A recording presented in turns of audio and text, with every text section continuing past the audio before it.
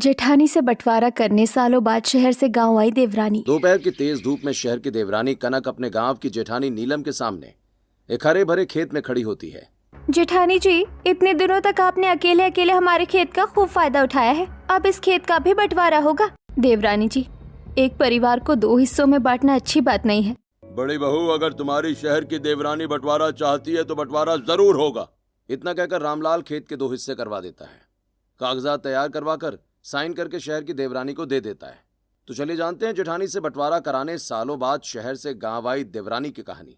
दोपहर के 11 बज गए हैं। गर्मियों की छुट्टियां चल रही है, पर बच्चे पूरे दिन अपने कमरे में घुसे रहते हैं। उनकी भी क्या गलती है, उनकी माँ इतनी देर तक सोती रहती है। दोपहर के 12 बजे कनक अपने दोनों बेटों के साथ तैयार होकर चश्मा लगाकर हॉल में आती है। बहू, 12 बजे वक्त है सोकर उठने का। मम्मी जी, ये शहर है, यहाँ सब इसी समय उठते हैं। आपका गांव नहीं है कि सुबह 4 बजे उठकर मुर्गे को उठाने चले जाए। अच्छा बहू, शहर है तो खाना तो खाते होंगे, घर में कुछ खाना बनेगा या नहीं? मैं और बच्चे खाना खाने बाहर जा रहे हैं। अगर आपको भूख लगी हो तो किचन में सारा सामान रखा है, बनाकर खा लीजिए। इतना कहकर कनक सूरज और आकाश को लेकर घर से निकलती है और एक बड़े से रेस्टोरेंट में चली जाती है। जी मैम, क्या लाऊं आपके लिए? मुझे बर्गर खाना है। मुझे पिज्जा और कोल्ड ड्रिंक चाहिए। 2 लार्ज डबल चीज पिज्जा, 1 फुल कोल्ड ड्रिंक और साथ में 6-7 बर्गर ले आइए। वेटर कनक से ऑर्डर लेकर चला जाता है। थोड़ी देर में कनक और बच्चों का ऑर्डर आ जाता है। सभी पेट भरकर पिज्जा और बर्गर खाने लगते हैं। यस वेटर, कितना हुआ हमारा? मैम, आपके पिज्जा, बर्गर, कोल्ड ड्रिंक और सब मिलाकर 7,000 रुपए हुए। बस इतना ही? मैंने सोचा नहीं ये रेस्टोरेंट इतना चीप होगा। इतना कहकर कनक अपने पर्स से 7,000 रुपए निकालकर वेटर को देती है और घर चली जाती है। दूसरी तरफ नीलम चूल्हे पर खाना बना रही होती है। बहू, मैं तो खाना खा चुका हूँ। इतनी तेज धूप में चूल्हे पर दोबारा खाना क्यों बना रही है? पापा जी, मैं इनके लिए दोबारा रोटी बना रही हूँ। नीलम सारा खाना बनाकर एक पोटली में रखती है और अपने हरे भरे खेत में राघव के पास आती है, जहाँ राघव हल चला रहा होता है। अरे, आ गई नीलम तुम। हाँ जी, आप हाथ मुँह धो लीजिए, मैं गर्मा गर्म खाना लाई हूँ। राघव कुएं से पानी निकालकर हाथ मुंह धोता है और खेत में लगे पेड़ के छांव में नीलम के साथ बैठकर खाना खाने लगता है। नीलम, तुमने कितना अच्छा खाना बनाया पता है? इतनी तेज धूप में काम करने के बाद तुम्हारे हाथ का गर्मा गर्म खाना खाकर सच में यार मजा आ जाता है। जी, मैंने आम पन्ना भी बनाया है, इसे पी लीजिए, धूप से बचाव मिलेगा। वहीं कनक अपनी सहेली आयशा के साथ एक बड़े शोरूम में पहुंचती है। जी मैम, बताइए आपको क्या चाहिए? मुझे वो ब्लैक वाला पर्स दिखाइए। सेल्स गर्ल कनक को एक बहुत खूबसूरत ब्लैक कलर का पर्स दिखाती है। ये पर्स मुझे पसंद आया, इसे पैक कर दीजिए। कनक, ये पर्स तो बहुत खूबसूरत है, काफी महंगा होगा। मैम, ये 15,000 का है। नहीं नहीं, आप रहने दीजिए, इतना महंगा पर्स हमें नहीं चाहिए। नहीं, आप इसे पैक कर दीजिए, मैं पैसे ऑनलाइन कर रही हूँ। क्या बात है कनक, दिन ब दिन जैसे जैसे शहर में चीजों के दाम बढ़ते जा रहे हैं, वैसे वैसे तेरे भी खर्चे बढ़ते जा रहे हैं। जो पसंद आ रहा है वही खरीद ले रही है। मैं बहुत अमीर हूँ और मुझे रोकने वाला कौन है? मुझे जो पसंद होगा मैं वो खरीद लूंगी। इतना कहकर कनक पर्स के पैसे देती है और महंगा पर्स लेकर शोरूम से निकलती है। घर पहुंचकर अलमारी में रख देती है। तभी कनक का पति नीरज पसीने से भरा ऑफिस से घर लौटता है। कनक, तुम? हाँ, ये मेरा भी कमरा है। मैं अपने कमरे में नहीं आऊंगा तो कहाँ जाऊंगा? हाँ ठीक है, अब जब आ गए हो तो मुझे पैसे दो। पैसे? कैसे पैसे? अभी परसों ही तो तुमने मुझसे 15,000 रुपए लिए थे। अरे 15,000 रुपए लिए तो वो खर्च हो गए ना। 2 दिन में 15,000 रुपए खर्च कर दिए? कहाँ खर्च कर दिए तुमने? अब तुम हिसाब मांगने लगे? तुम्हारे बच्चों पर खर्च हुए 15,000। मुझे क्या जरूरत है इतने पैसों की? कॉपी, किताब, कपड़े सब में लग गए। अभी मेरे पास पैसे नहीं है, बाद में लेना। मैं अब जा रहा हूँ नहाने। इतना कहकर नीरज अपना ऑफिस बैग रखकर बाथरूम में नहाने चला जाता है। मेरे सारे पैसे खत्म हो गए हैं, मुझे पैसे चाहिए। ये नहीं देंगे तो मैं खुद ही ले लूंगी। ये कहकर कनक नीरज के ऑफिस बैग से एटीएम और क्रेडिट कार्ड निकाल लेती है। रात होती है, पूरा परिवार खाने पर बैठा होता है, जहाँ कनक बाहर से खाना मंगवाकर सभी को परोसती है। कनक, ये खाना तुमने बनाया है? मैं नहीं बनाऊंगी तो और कौन बनाएगा? लगता है जब से माँ आई है तब से तुम माँ से खाना बनाना सीख रही हो। हाँ, क्योंकि तुम्हारे हाथ के खाने में तो ऐसा स्वाद नहीं था। ऐसे कुछ दिन और बीतते हैं। कनक आए दिन बाहर से खाना मंगवाती है और सभी को घर का खाना बताकर परोसने लगती है। ऐसे ही एक दिन कनक अपने बच्चों, फ्रेंड्स और पड़ोसन के साथ एक वाटर पार्क आती है। मैम, हमारे वाटर पार्क में अलग अलग तरह की सर्विसेज दी जाती हैं। गोल्डन, प्रीमियम, प्लेटिनम हम सोच रहे हैं कि आपको प्रीमियम प्लेटिनम सर्विस दें। आप ये सर्विस हमें क्यों देना चाहते हैं? हाँ मैम, क्योंकि आपके चेहरे से लगता है कि आप हमारी सर्विस अफोर्ड कर सकती हैं। आज तक हमें कोई ऐसा नहीं मिला जो प्रीमियम सर्विस ले सके। अच्छा मौका है पड़ोसन और सहेलियों के सामने रौब दिखाने का। ठीक है, मैं आपकी प्रीमियम सर्विस लूंगी। कितने चार्जेस होंगे? जी मैम बिल्कुल, आपकी प्रीमियम सर्विस के साथ टोटल 35,000 रुपए होंगे। ये लीजिए कार्ड, इससे पेमेंट कर लीजिए। कनक नीरज का क्रेडिट कार्ड निकालकर पेमेंट करवाती है और खुद चेयर पर लेटकर मालिश करवाती है। बच्चे बड़े से स्विमिंग पूल में अकेले खेल रहे होते हैं। वाह माँ, ये पूरा वाटर पार्क खाली है, इसमें हम अकेले क्या करें? किसके साथ खेले? हाँ माँ, सिर्फ हम दोनों ही हैं। तुम भी आ जाओ ना। बेवकूफो, तुम्हें किसी के साथ क्यों खेलना है? तुम शहर के लोग हो, ये पूरा स्विमिंग पूल तुम्हारा है। आराम से अकेले एंजॉय करो। और ये आंटी लोग हैं, इनके साथ खेलो। इसके पास इतने पैसे कहाँ से आ रहे हैं? खुद भी प्रीमियम सर्विस ले रही है और हमें भी दिलवा रही है। बैठे बैठे सब मिल रहा है। अरे छोड़ो, चाहे जैसे भी दिलवा रही है, दिलवा तो रही है। इतने दिनों तक घर में रहने के बाद आज यहाँ आकर बहुत अच्छा लग रहा है। पैसे भी कनक ने दिए हैं, अब तो हर संडे इसी के साथ घूमा करेंगे।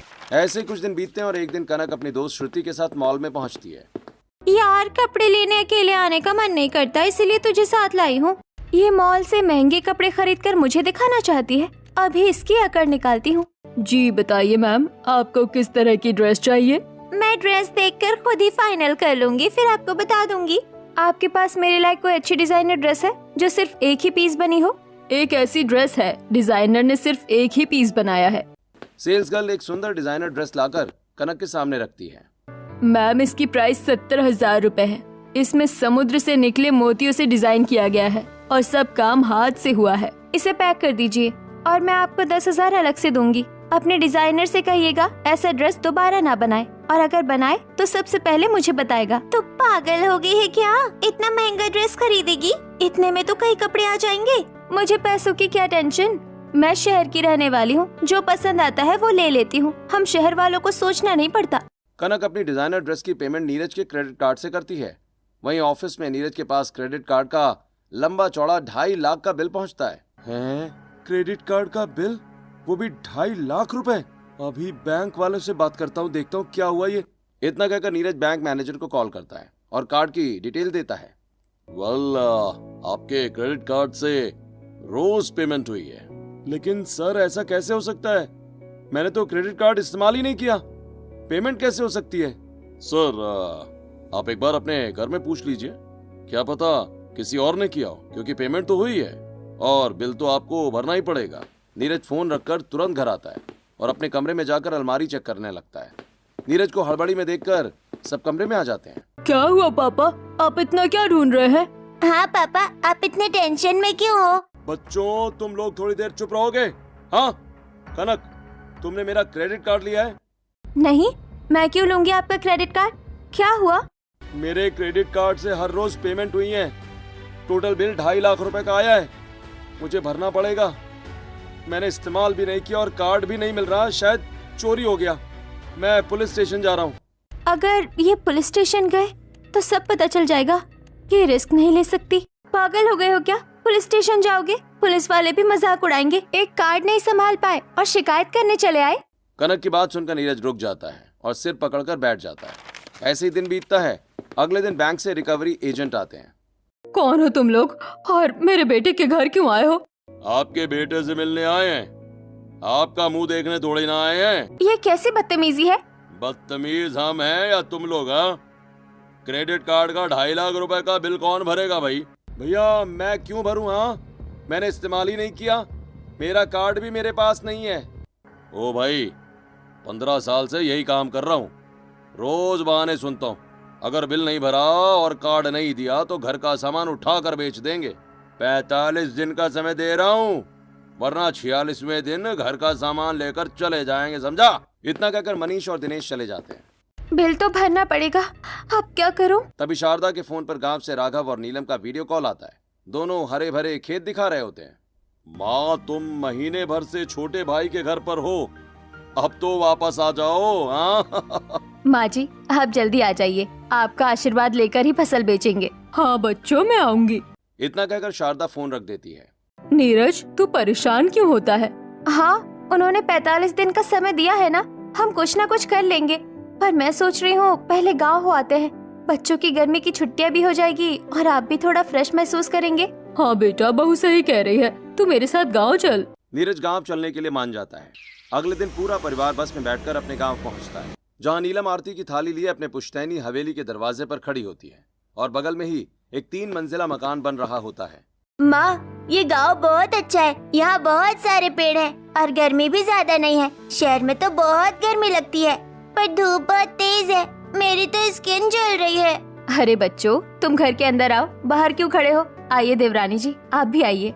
जी, वैसे ये हमारे घर के बगल में किसका घर बन रहा है? यहाँ तो सिर्फ हम रहते हैं। अरे बहू, ये घर तुम्हारी जेठानी के लिए बन रहा है। पिछले बार अनाज बेचकर जो पैसे मिले थे, उन्हीं पैसों से ये घर बनवा रही है। यहाँ हमारी जमीन पर घर बन रहा है और मुझे थोड़ा सा हिस्सा देकर इतना बड़ा घर बना रही है। अब ये घर तो मैं लेकर ही रहूंगी। कनक अपने गांव के कमरे में आती है और दूसरी तरफ बच्चे राघव और नीलम के बच्चों के साथ खेल रहे होते हैं। बाप रे, इस कमरे में तो एसी भी नहीं है। कितनी तेज गर्मी लग रही है। ये पंखा भी ठीक से नहीं चल रहा। कनक इतना कह रही होती है, तभी राघव और नीरज एक कूलर लाकर कनक के कमरे में रखते हैं। ये कूलर किस लिए लाए हैं आप लोग? तुम्हारी जेठानी ने भेजा है। उन्हें पता है तुम्हें गर्मी लग रही होगी। ये जेठानी कितनी अमीर हो गई है, कूलर भी खरीद लिया और मेरे कमरे में भिजवा दिया। अब तो सब चीजों का बंटवारा करना पड़ेगा। ये यहाँ आराम से जिंदगी जी रही है। ऐसे ही दिन बीतते हैं। अगले दिन कनक नीलम और राघव के साथ आधे बने 3 मंजिला मकान में खड़ी होती है। ये देखो, यही घर हम बनवा रहे हैं। आप लोग घर तो बनवा रहे हैं, पर ये घर हमारी जमीन पर है। कल को अगर हम यहाँ रहने आए तो हम कहाँ रहेंगे? देवरानी जी, आपको रहने की कोई कमी नहीं है। आप पुश्तैनी घर में अपने कमरे में रहिए या इस नए घर में भी आराम से रहिए। जेठानी जी, मैं शहर से हूँ, बुद्धू नहीं हूँ। मुझे एक कमरा नहीं बल्कि 2 मंजिल चाहिए। मेरे भी 2 बेटे हैं, उनकी शादी होगी तो वो कहाँ रहेंगे? कनक, ये क्या बोल रही हो? हाँ, ये भैया भाभी के पैसों से बना घर है। तुम क्यों 2 मंजिला लोगी इसमें? तुम चुप रहो, मैं फायदे की बात कर रही हूँ ताकि बाद में दिक्कत ना हो। कोई बात नहीं देवरानी जी, आप 2 मंजिल रख लीजिए, हमें कोई दिक्कत नहीं है। जेठानी जी, ऐसे मुंह से बोलने से नहीं होगा, आपको कागजों पर साइन करने पड़ेंगे। इतना कहकर कनक कागज निकालकर नीलम और राघव से साइन करवा लेती है। ऐसे कुछ दिन बीतते हैं और एक दिन रामलाल सभी को आम के बागीचे में लेकर पहुंचता है, जहां पेड़ों पर कच्चे पके आम लगे होते हैं। इतने सारे आम, मुझे आम खाने हैं। देख ले, देख ऐसे पत्थर मारकर नीचे गिराते हैं। बच्चे आम तोड़कर खेलते हुए खाने लगते हैं। ये देखो नीरज, तुम्हारे भैया भाभी ने इस जमीन को आम का बगीचा बना दिया। इस बार बहुत अच्छा मुनाफा होगा। पापा जी, इतने सारे आम हैं, क्या आप लोग अकेले ही बेचकर खा जाएंगे? अरे बहू, ऐसे क्यों कहती हो? हाँ, तुम्हें जितने आम चाहिए उतने ले जाना। दोस्तों रिश्तेदारों में सब में बांटना। जितना हक हमारा है उतना ही तुम्हारा भी है। यही तो मैं सुनना चाहती थी। अगले दिन रात के 11 बजे कनक अपने आम के बागीचे में जमींदार आशुतोष से मिलती है। वही रात के 11 बजे तुमने मुझे आम के बागीचे में क्यों बुलाया है? हाँ, मुझे ये आम के बगीचे के आम बेचने हैं, वो भी अभी के अभी। अभी के अभी आम क्यों बेचने? इतने सारे आम हैं, तुम बाजार लेकर भी तो बेच सकती हो। नहीं, मुझे अभी के अभी बेचने हैं। आप बस इन्हें ले जाइए और बेचते रहिए। देखिए, अगर मैं इस वक्त आम खरीदूंगा तो 30 रुपए किलो खरीदूंगा। हाँ ठीक है, जल्दी से सारे आम तोड़ो और लेकर चले जाओ। आशुतोष अपने आदमियों को पेड़ों पर चढ़ा देता है। सभी आदमी आम तोड़कर इकट्ठा करते हैं और धीरे धीरे आम से लदे पेड़ खाली हो जाते हैं। कुछ ही आम बचे रहते हैं। भाई ये लो तुम्हारे पैसे। आप तो जमींदार हैं और जमीन भी खरीदते होंगे।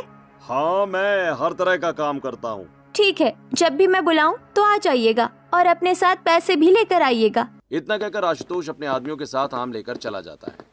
अगले दिन रामलाल पूरे परिवार के साथ आम के बगीचे में आता है। अरे, आप लोग तो कह रहे थे बहुत सारे आम हैं, पर सभी पेड़ तो खाली लग रहे हैं, सिर्फ कुछ ही आम बचे हैं।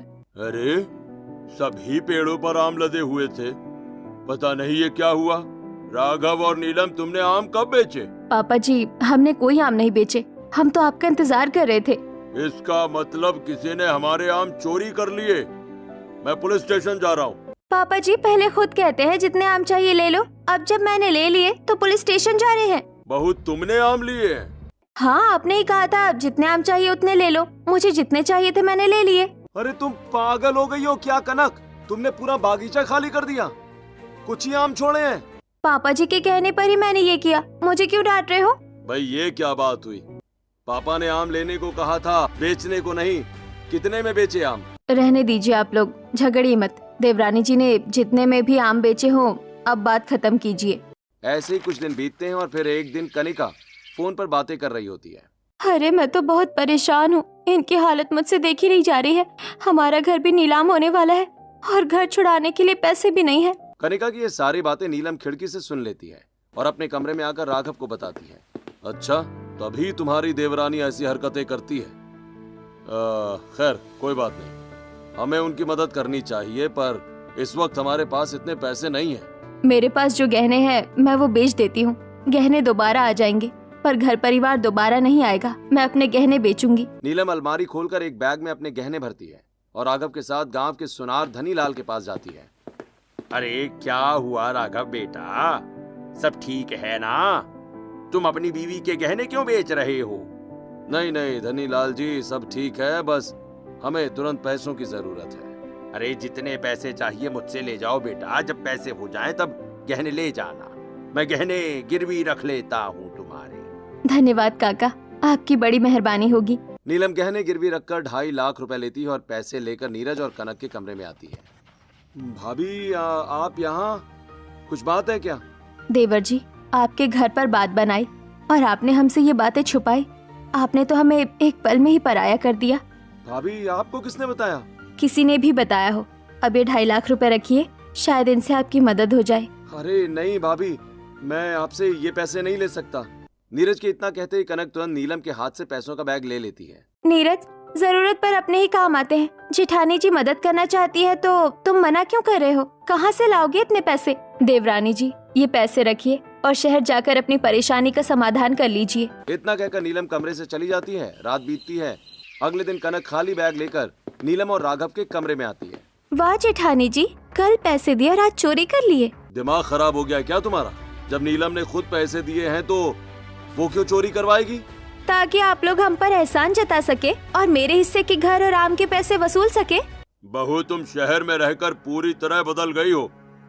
तुम्हारी जेठानी ऐसी हरकत कभी नहीं कर सकती। कौन क्या कर सकता है ये मुझे पता है। अगर जेठानी जी ने पैसे नहीं लिए तो गए कहाँ? बहू, मुझे इतना पता है कि तेरी जेठानी अपने दिए हुए पैसे खुद नहीं चुराएगी। माँ जी, आप कहना क्या चाहती हैं? अगर जेठानी जी ने पैसे नहीं चुराए तो क्या मैंने पैसे चुरा लिए हैं?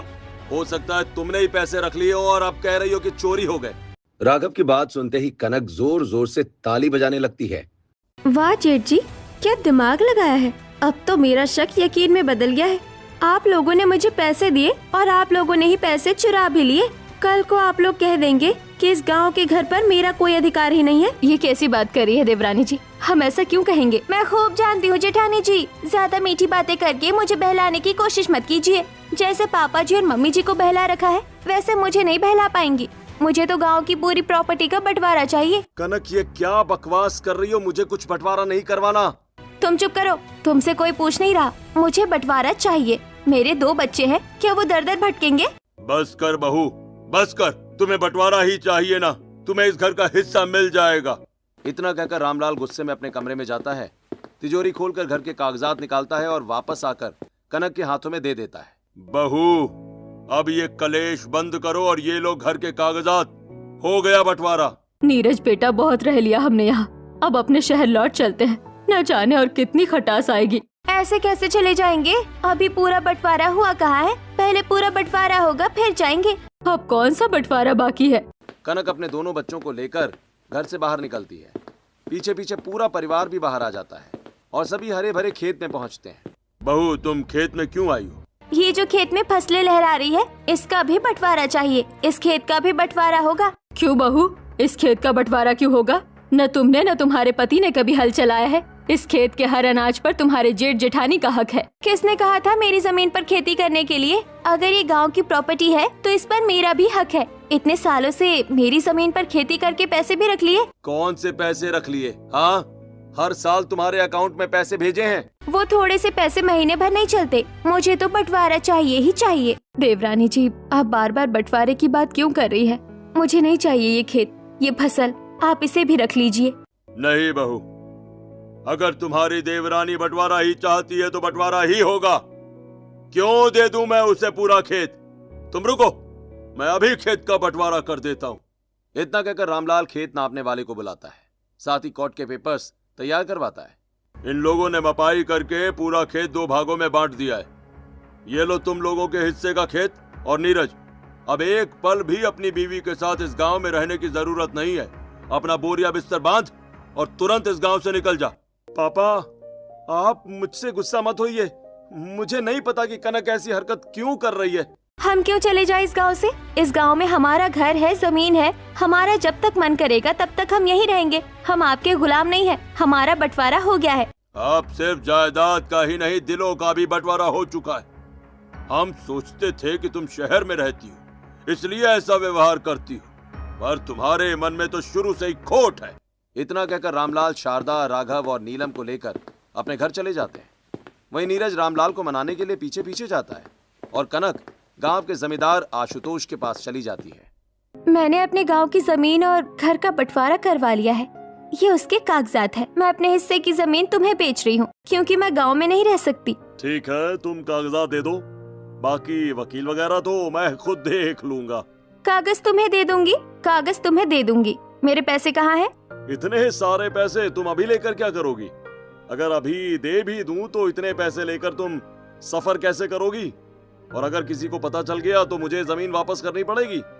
तुम शहर जाओ भाई, मैं पैसे ऑनलाइन भेज दूंगा। ठीक है, तुम तो बड़े समझदार हो। ये लो कागजात, मैं शहर जाकर फोन करूंगी। मेरा पैसा भेज देना, और वो 2.5 लाख रुपए भी। अरे बिल्कुल बिल्कुल। अगले दिन कनक नीरज और अपने बच्चों के साथ अपने गांव के घर से शहर जाने के लिए निकलती है। तभी नीलम की पड़ोसनें बातें करती हैं। खुद तो शहर में रहती है और यहाँ आकर बंटवारा कर लिया। न जाने आई क्यों थी। 2 परिवारों में फूट डालकर जा रही है। देखो कितना मान सम्मान था हमारा इस गांव में, तुमने कुछ ही दिनों में सब खत्म कर दिया। तुम बड़े बेवकूफ हो। हमारी कितनी बड़ी समस्या हल हो गई है, समझ में आ रहा है? इतना कहकर कनक अपने पति और बच्चों के साथ शहर चली जाती है। ऐसे ही कुछ दिन बीतते हैं और एक दिन कनक आशुतोष को फोन करती है। मेरे पैसे तुमने अभी तक भेजे नहीं, जल्दी भेजो, मुझे जरूरत है। हैं? कैसे पैसे? किस बात के पैसे? मेरे पास तुम्हारे कोई पैसे नहीं है। रखो फोन, रॉन्ग नंबर। खबरदार जो फोन काटा, मैं पुलिस में तुम्हारी कंप्लेन कर दूंगी और सरपंच को भी सब बता दूंगी। चुपचाप मेरे पैसे भेज दो। इसे सरपंच वाली बात बताकर गलती कर दी। इससे पहले कि ये कुछ बताए इसका ही काम तमाम कर देता हूँ। अच्छा, गुस्सा मत करो, मैं खुद पैसे लेकर आ रहा हूँ। इतना कहकर आशुतोष फोन रख देता है। तभी घर में रिकवरी एजेंट पुलिस के साथ आ जाते हैं। आप लोग यहाँ? भाई हमने कहा था ना, 45 दिन का समय, 10 दिन और हो गए, अभी तक 1 रुपया भी नहीं भरा। कनक, अगर तुम्हारे पास पैसे हो तो प्लीज अभी दे दो। मेरे पास कोई पैसे नहीं है, मैं क्या करूं? भाई जरूरत नहीं है अब तुम्हारे पैसों की। कोर्ट ने ये घर अब बैंक के नाम कर दिया है। अब बैंक इस घर को बेचकर अपने पैसे वसूल करेगा, और क्रेडिट कार्ड से पैसे लेकर ना भरने की सजा अब तुम्हें कानून देगा। इतना कहकर रिकवरी एजेंट के साथ आई पुलिस नीरज को पकड़कर अपने साथ लेकर चली जाती है। पापा को कहाँ ले जा रहे हो? छोड़ दो पापा को। मम्मी देखो ना, ये लोग पापा को कहीं ले जा रहे हैं। इन्हें बोलो छोड़ दे। बच्चों, तुम चिंता मत करो, मैं बहुत जल्दी तुम्हारे पापा को छुड़ा कर लेकर आऊंगी। कनक दरवाजे पर खड़ी रह जाती है और पुलिस की गाड़ी दूर निकल जाती है। कोई बात नहीं, एक दिन की बात है, कल आशुतोष आ जाएगा। मेरे पैसे लेकर मैं नीरज को छुड़वा लूंगी। कनक आशुतोष का इंतजार करने लगती है। ऐसे ही पूरा दिन बीत जाता है। अगले दिन आशुतोष पुलिस लेकर कनक के घर आता है। आशुतोष, तुम्हें मेरे पैसे देने हैं, इसके लिए तुम पुलिस लेकर क्यों आए हो? नहीं वाह, उल्टा चोर कोतवाल को डांटे। तुझे इनके पैसे देने हैं या इन्हें तुझे पैसे देने? पुलिस इंस्पेक्टर, मैं इससे पैसे पाती हूँ। मैंने इसे अपने गांव की जमीन बेची है और 2.5 लाख रुपए नकद भी दिए हैं कि मुझे पैसे देगा। ये तो भाई थाने में चलकर ही पता चलेगा कि किसे किसके पैसे देने। इतना कहकर आशुतोष के साथ आई पुलिस कनक को गिरफ्तार करके अपने साथ लेकर चली जाती है। आकाश और सूरज रोते रोते फोन पर गांव में शारदा को सब बताते हैं। राघव बेटा, नीलम बहू, शहर में कनक और नीरज को पुलिस ने गिरफ्तार कर लिया है। बच्चों का फोन है, बहुत रो रहे हैं। क्या? ऐसा कैसे हो सकता है? पुलिस ने उन्हें गिरफ्तार क्यों किया है? राघव, तेरी देवरानी बड़ी चालाक है। शहर में भी किसी के साथ खेल कर बैठी होगी, तभी गिरफ्तार हुई है। पिताजी, चाहे कुछ भी हो, है तो मेरी देवरानी। उनके छोटे छोटे बच्चे हैं, हमें उन्हें बचाना होगा। हाँ नीलम, तुम सही कह रही हो। चलो हम शहर चलते हैं। पहले बच्चों से ठीक से पूछ लो पुलिस ने नीरज को क्यों पकड़ा है, शायद बच्चों को कुछ पता हो। दादी, आपको याद है पापा ने एक अंकल के बारे में बताया था। पुलिस उन्हीं अंकल के साथ आई थी और पापा को पकड़ कर ले गई। मम्मी को आज दूसरी पुलिस पकड़ कर ले गई। अगर ऐसी बात है तो बिना पैसे भरे पुलिस नहीं छोड़ेगी। हमें पैसों का इंतजाम करके ही शहर जाना होगा। पर अभी तो फसल बिकने लायक नहीं है, हम फसल नहीं बेच सकते। तो क्या करें अभी? फसल नहीं बेच सकते तो क्या हुआ, जमीन तो बेच सकते हैं। हम अपनी जमीन बेचकर देवर और देवरानी को छुड़वा लेंगे। नीलम गांव के जमींदार आशुतोष को अपनी जमीन बेचती है और पैसे लेकर शहर पहुंचकर नीरज को छुड़वा लेती है और फिर कनक के मामले वाले पुलिस के पास पहुंचती है। जी, हम इन्हें नहीं छोड़ सकते। इनके ऊपर चोरी का और 400 BC का केस लगा हुआ है। जेठानी जी ये झूठ बोल रहा है, जरूर उस आशुतोष ने इन्हें पैसे दिए होंगे। मैंने इससे कोई पैसे उधार नहीं लिए, मैं तो इससे अपने पैसे मांग रही हूँ। आशुतोष भैया तो हमारे गांव का सबसे बड़ा ठग जमींदार है। हाँ, उसकी नजर बहुत दिनों से हमारी जमीन पर थी। मजबूरी में हमने भी अपने हिस्से की जमीन उसी को बेच दी। कनक, अब झूठ मत कहना, सच सच बताओ, तभी तुम जेल से बच पाओगी। तुम्हारा और आशुतोष का क्या कनेक्शन है? इन्हें पूरी बात नहीं बता सकती, वरना ये लोग मुझे बचाएंगे ही नहीं। सिर्फ 2.5 लाख रुपए वाली बात बता देती हूँ। रात के 2 बजे कनक अपने घर के बाहर आती है जहाँ आशुतोष खड़ा होता है। देखो, इस पूरे गांव में मैं सिर्फ तुम्हें जानती हूँ। ये 2.5 लाख रुपए अपने पास रखो। अरे आप मुझ पर भरोसा रखिए, आपके पैसे सुरक्षित रहेंगे। तब तो जरूर उसने पुलिस को पैसे खिलाए होंगे। चलो कोई बात नहीं, तुम लोग घबराओ मत, हम पुलिस से बात करते हैं। राघव और नीरज करप्ट पुलिस ऑफिसर से बात करते हैं और पैसे देकर कनक को छुड़वा लेते हैं। पूरा परिवार घर में बैठा होता है। तभी बाहर से आकाश और सूरज दौड़ते हुए अंदर आते हैं। पापा पापा, हमें 50 रुपए दो ना, आइसक्रीम खाना है। चले जाओ यहाँ से, तुम्हारी वजह से ही मैं बर्बाद हुआ हूँ। पता नहीं कितने हजार रुपए तुम पर खर्च होते हैं। पापा, आप हमें क्यों डांट रहे हो? आप जो पैसे मम्मी को देते थे वो मम्मी हम पर थोड़ी खर्च करती थी।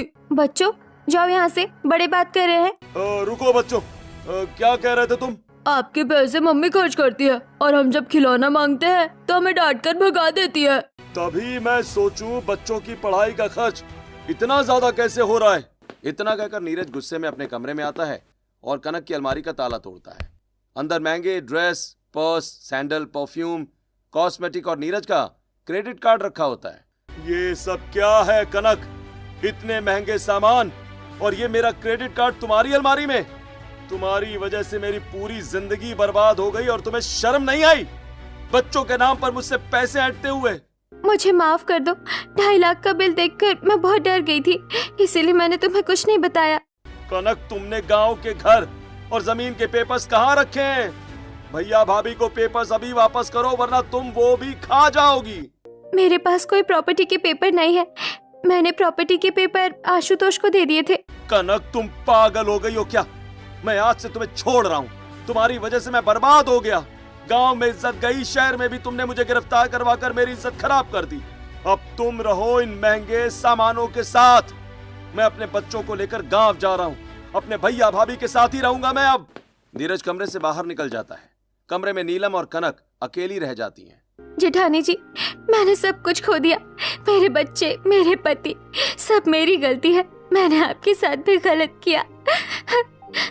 देवरानी जी, आपको रोने की जरूरत नहीं है, मैं देवर जी को समझाऊंगी, वो आपको नहीं छोड़ेंगे और हम उस आशुतोष को नहीं छोड़ेंगे। नीलम के कहने पर नीरज कनक को नहीं छोड़ता है।